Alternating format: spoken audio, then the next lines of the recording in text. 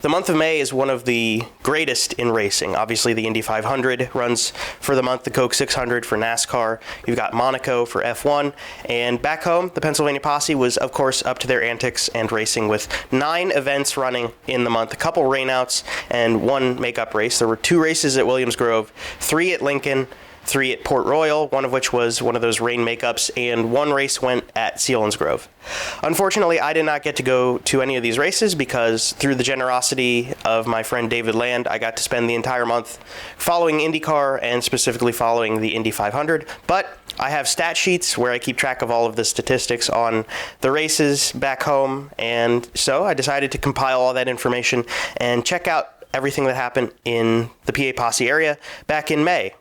So here I've got the stats, and I won't go into the hardcore math of how this works, but what it does show is sort of consistency, showing up, and just overall how well drivers do. Obviously, Anthony Macri is at the top. He won 2 races this month, and, you know, with the percentage of time he gets even into the top 10, you know, and heat race wins, like he's just consistent, and he's consistently doing well. So, you know, with all the entries he's done recently, that is definitely worth noting.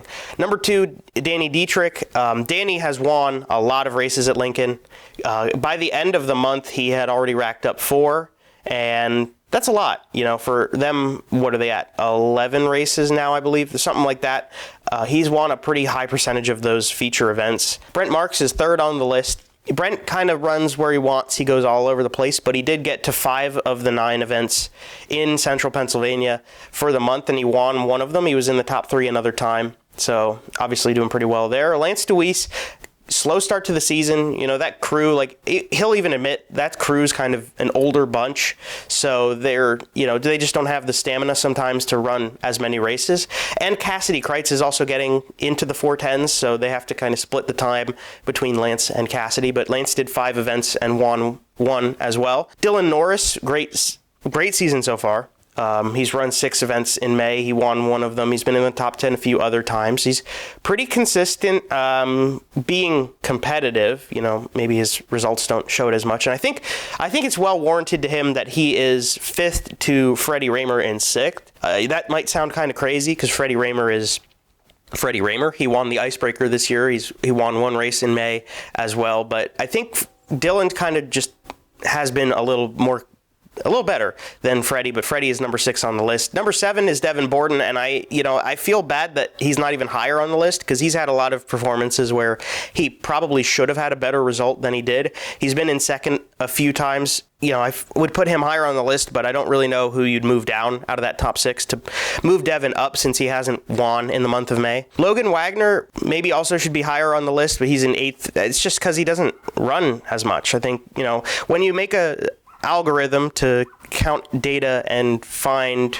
a system of who is the best driver, Logan Wagner doesn't show up at enough other races to move higher up on the list. He won 1 out of the 3 events he's been at. They're all at Port. He deserves to be there. You don't have as many data points to push him up further on the list.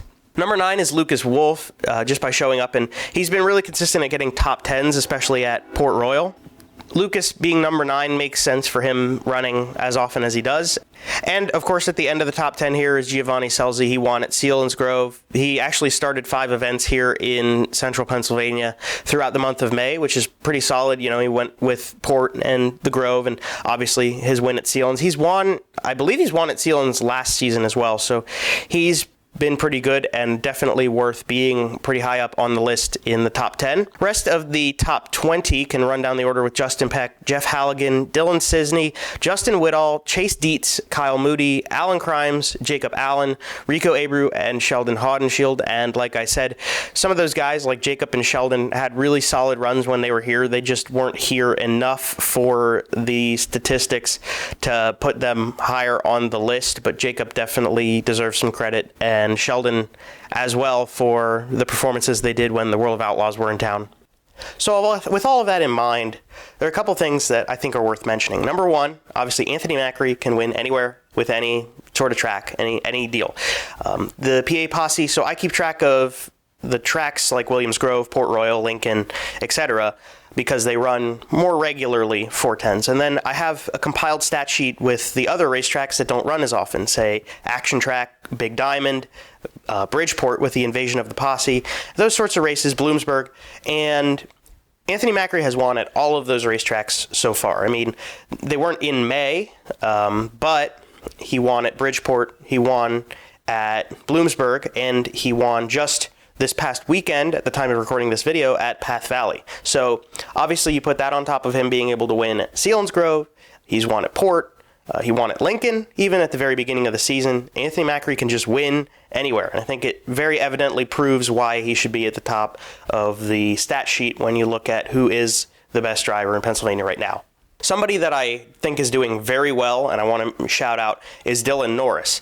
Dylan just came off of winning a race at Lincoln, his first 410 win at Lincoln in the month, but he also won at Williams Grove earlier this season, which is interesting because he ran 358s, but Lincoln kind of is more of his home soil, so he won at Williams Grove first. That's pretty cool, but he's kind of in his sophomore season with the full-time 410 deal, so it's kind of surprising, honestly, that he is doing as well as he is. People talk about the sophomore slump.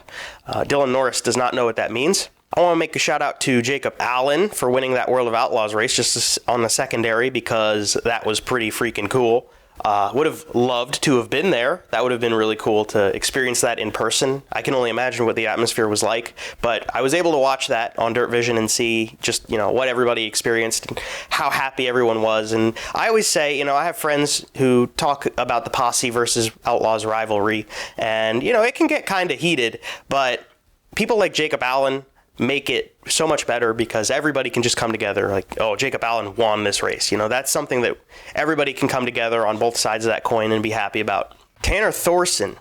I have a theory he's going to be around in Pennsylvania for a little while. He ran his first race here with the Steve Smith throwback, number 19 at Lincoln, just to start off June.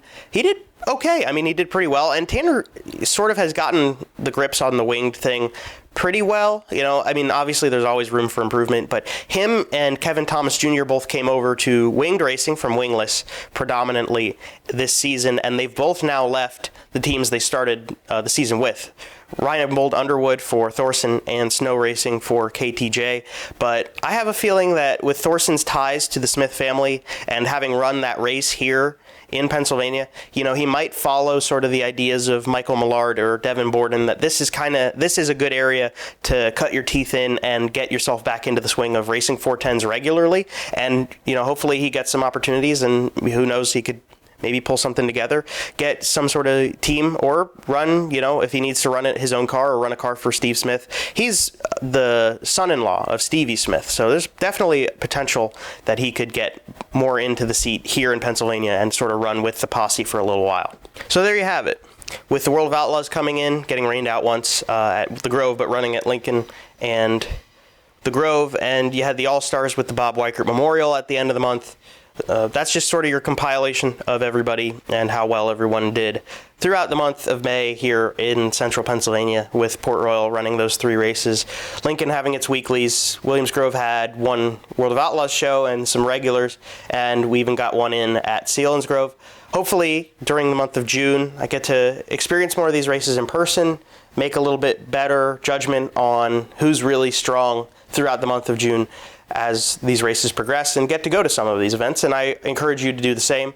Thank you for watching. I appreciate the viewership and the time. Hopefully you enjoyed the video. If you found all this information insightful or interesting, let me know. I like to share things. I like to do things that people enjoy. It makes me happy to have people involved in the same thing and interested in the same sport that I am, which is sprint car racing. Leave a like, share it, do all that jazz. I'm Joe Donahue. Thank you for watching, and we'll see you in the next video.